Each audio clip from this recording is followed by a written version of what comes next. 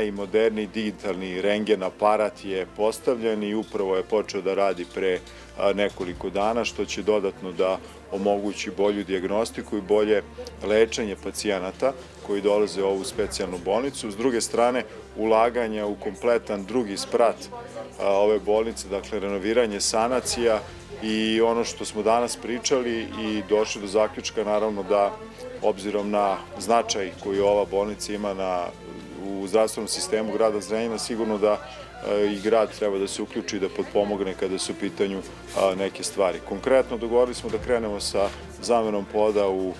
kabinetu za rehabilitaciju, ali ono što je jako bitno, što će da ubrza procedure, što će da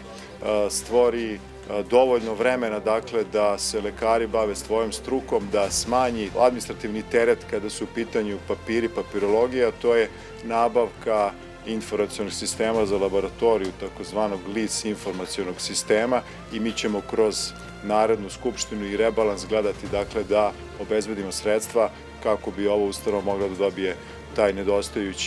nedostajući softver koji će unaprediti funkcionisanje, celokupno funkcionisanje ove ustanove.